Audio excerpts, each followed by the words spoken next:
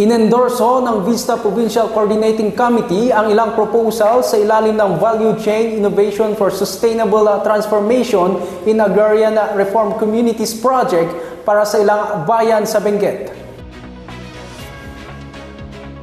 6 na sa project proposals na naglalayong mapaunlad pa ang produksyon ng kape at kakao sa Benguet ang naendorso nitong Huwebes. Ayon kay Benguet Provincial Agrarian Reform Program Officer Lailani Cortez, ang mga naendorsong proyekto ay resulta ng 3 araw na Participatory Sustainable Investment Planning na linahukan ng mga agrarian reform beneficiaries at iba pang stakeholders. Kabilang dito ang pagtatatag ng coffee at cacao plantations, development ng nurseries at installation ng rainwater capture tanks. Ang masa projects na ito ay para sa Batch 1 ng Vista Projects sa lalawigan, partikular na ang mga agrarian reform communities sa Atok, Tublay at Kapangan.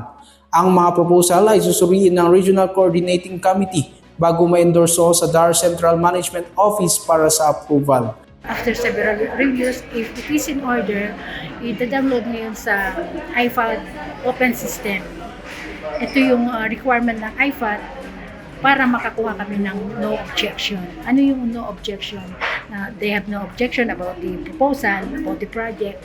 So once na we secured that no objection, ay pwede na kaming mag-start at pwede na namin umpisahan yung project na nakalagay sa proposal. Ang Vista Project ay inisyatibo ng pamahalaan na pinundukan ng International Fund for Agricultural Development at ipinatupad ng Department of Agrarian Reform sa Cordillera Administrative Region at Region 12.